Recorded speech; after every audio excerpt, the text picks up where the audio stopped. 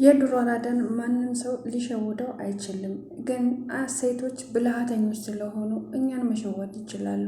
የድሮ አራዳ ማለት ደግሞ መቃም፣ ማጨስ፣ መጠጣት ሳይሆን እኛ ራሳችንን መጠበቅና ስፖርት መስራት ነው እያሉ አባባ ኖላዊ ለጆሮ ትምህርት እየሰጡት ነው። ጆሮ በምላሹ እንዴ ካልጠጣችሁ፣ ካልቃማችሁ፣ ካላጨሳችሁ ምኑን አራዳ ናችሁ? ድልብ ፋራ ናችሁ እንጂ በማለት በአሁኑ ጄኔሬሽን ወጣቶች ያለ ነገር ነው።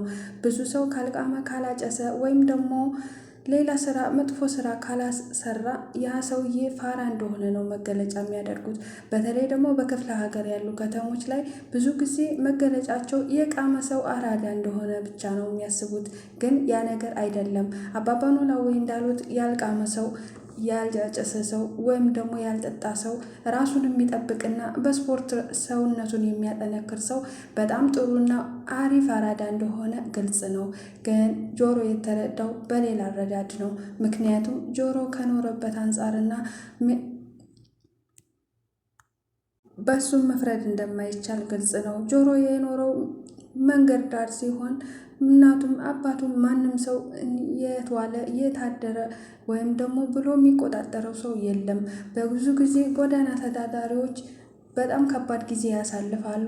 ብርድን፣ ዝናብን፣ ፀሐይን ሁሉን ነገር የሚቋቋሙበት አንድ ራሳቸውን የሚያደነዝዙበት የሆነ ነገር አላቸው።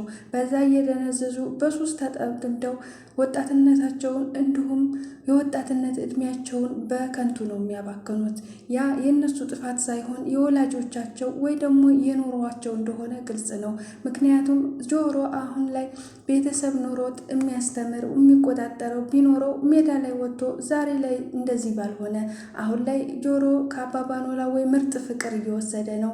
ይሄንን ፍቅር በልጅነቱ ቢያገኘው ኖሮ ጆሮ ዛሬ ላይ እንደዚህ አይነት ቦታ አይገኝም ነበር። ምክንያቱም በልጅነታችን ሜዳ ላይ ማንም ምንም ፍቅር ሳይሰጠን ከኖርን ሁላችንም የጆሮ አይነት እጣ ነው የሚገጥመን።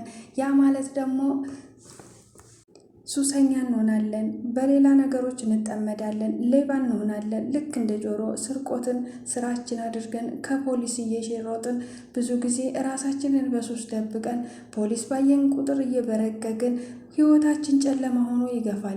አሁን ግን ጆሮ ከሁሉም ነገር ተቆጥቦ አባባ ኖላዊ ጋር እንደውም ትተውኝ ሄዱ የሆነ ወይ እያለ በስጋት ነው ያለው። ምናልባት ታክመው ሲድኑ ወደ ደሴ ሲመለሱ ምናልባት ትተውኝ ሄዱ ይሆን የሚለው ስጋቱ አድሮበታል። ደጋግሞ አባባ ኖላዊንም ሀናንም ይጠይቃል። በእርግጥ ፍቅር የማያደርገው ነገር የለም። ሀናን አፍቅሯል። አባባ ኖላዊን ደግሞ እንደ አባት ተቀብሎ የአባት ፍቅርን እያየባቸው ነው። በአንድ በኩል ደግሞ ሀና ፍቅሩን ብትቀበለውና ሀናን እንዳፈቀራት ብታውቅ ምን ይፈጠር ይሆን? እሱን አብረን የምናይ ይሆናል። ውድ ተመልካቾቼ አብራችሁ ስለቆያችሁ ከልብ አመሰግናለሁ። ላይክ፣ ሼር፣ ሰብስክራይብ እያደረጋችሁ እንድታበረታቱኝ እፈልጋለሁ። አጠር ባለች መልእክት ነው የመጣሁት። ልክ በጆሮና በአባባ ኖላዊ የምንማረው ብዙ ነገር እንዳለ ግልጽ ነው። እንዲሁም ደግሞ ከሀና መልካምነት በተጨማሪ እንዲሁም በአባባ ኖላዊ ያሳለፉት ጊዜ በጣም ከባድ እንደነበረ አይተናል። እናንተ የራሳችሁን ግምት በኮሜንት ማስቀመጥ ትችላላችሁ። መልካም ጊዜ